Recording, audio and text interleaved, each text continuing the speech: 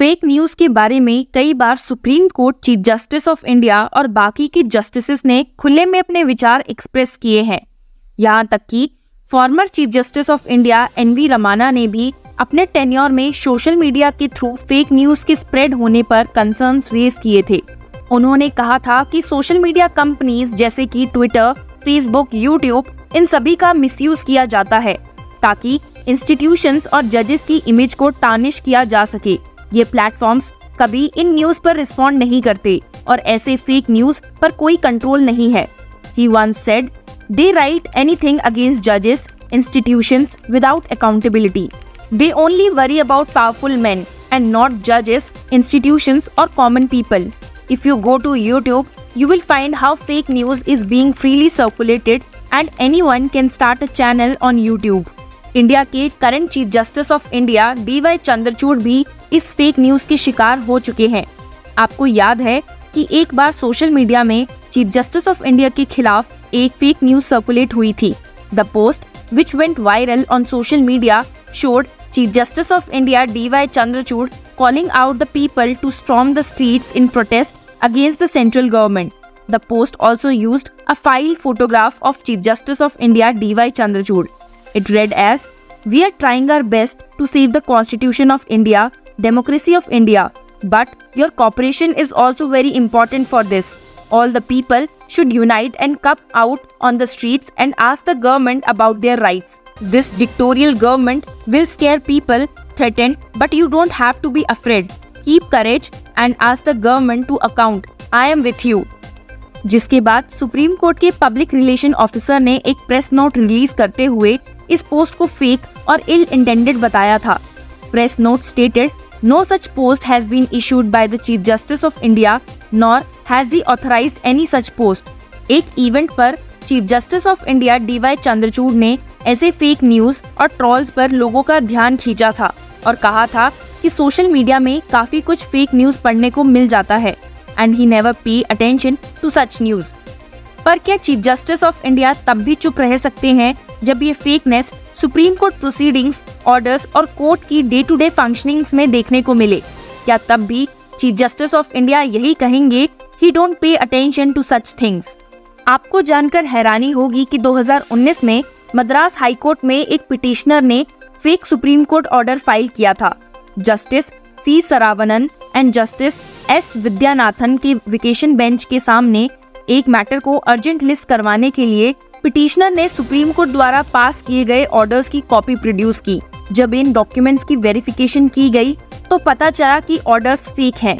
Bench काफी हैरान हुआ और उन्होंने पिटिशनर से इसके बारे में पूछा, जिसका जवाब देते हुए पिटिशनर ने बताया कि उन्हें ये उनके एडवोकेट ने दिए हैं। रजिस्ट्रार द्वारा उन ऑर्डर्स को चेक करने के बाद पता चला कि वो ऑर्डर्स सुप्रीम कोर्ट की वेबसाइट पर अपलोडेड ऑर्डर से अलग हैं। यहाँ तक कि उन पर लगी सुप्रीम कोर्ट की मोहर भी फेक की गई है। Following this, justice Vidyanathan, who is the administrative judge in the vacation court, directed the matter to be placed before the acting chief justice, so that stringent action may be taken by ensuring that no person creates fake orders and produces before this court. The judge said, "The litigant must understand that the court is a temple of justice and justice is beyond temple." ऐसा नहीं है कि 2019 के बाद ऐसे instances repeat नहीं हुए। उसके बाद भी रिसेंटली सुनने में आया था कि किसी ने सुप्रीम कोर्ट की फेक वेबसाइट बनाई है। आप सोचिए कि जिस अथॉरिटी से सरकार भी डरती है, जिसे वर्ल्ड का पावरफुल कोर्ट माना जाता है, कोई आम इंसान उस इंस्टीट्यूशन की फेक वेबसाइट बना रहा है। इस रिलेशन में दिल्ली पुलिस ने केस फाइल किया था under section 66 CND and the IT act. Police का ये शक था कि एपेक्स कोर्ट की ये वेबसाइट USA में बनाई गई है 50-60 दिन पहले और इसके बारे में उन्हें रजिस्ट्रार KB मारवा ने बताया था। The sources said, "From the fake website, the fraudsters were seeking details about bank details, phone number, login ID, passwords for net banking and other important details." ये इंसिडेंट सामने आने के बाद सुप्रीम कोर्ट ने public को advice किया था कि वो किसी लिंक को क्लिक या शेयर ना करे जब तक उसकी ऑथेंटिसिटी वेरीफाई नहीं हो जाती। यहाँ तक तो ठीक था, पर सुप्रीम कोर्ट को सबसे बड़ा धक्का तब लगा जब खुद उन्हीं के कोर्ट के सामने उन्हीं का फेक ऑर्डर प्रोड्यूस किया गया।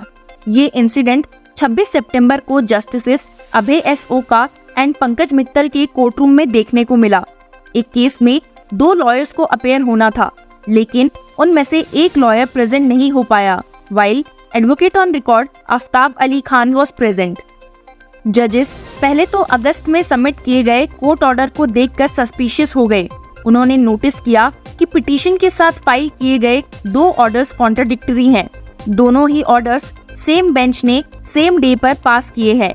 यहाँ तक कि दोनों ऑर्डर्स का केस नंबर भी सेम ही है, जो कि ये दर्शाता है कि दोनों ऑर्डर्स एक ही केस के हैं। हालांकि जहां एक ऑर्डर डिसमिसल का है, वहीं दूसरा ऑर्डर प्ली को अलाउ करता है। इसके बाद सुप्रीम कोर्ट ने रजिस्ट्रार को इसमें प्रॉब करने का ऑर्डर दिया और रिपोर्ट फाइल करने को कहा। कोर्ट ने अगस्त में कहा था, if the registrar finds that this is a case of fabrication of orders of this court, it follows the criminal law will have to be set in motion. Report की examination के बाद court ने पाया कि obviously एक attached order fabricated है, इसलिए उन्होंने रजिस्ट्रार को डायरेक्शन दिया कि वो क्रिमिनल लॉ को मोशन में लाए और ज्यूरिसडिक्शनल पुलिस स्टेशन में कंप्लेंट फाइल करे। 26 सितंबर को जब ये मैटर फिर से सुना गया, तो बेंच ने अपने ऑर्डर में इन्वेस्टिगेटिंग एजेंसी को ओपनली अलाउ किया कि वो उस लॉयर के रोल को भी देखे जो अपीयर नहीं हुआ है। Bench stated the registrar must set the criminal law in motion by launching a complaint with the jurisdictional police station.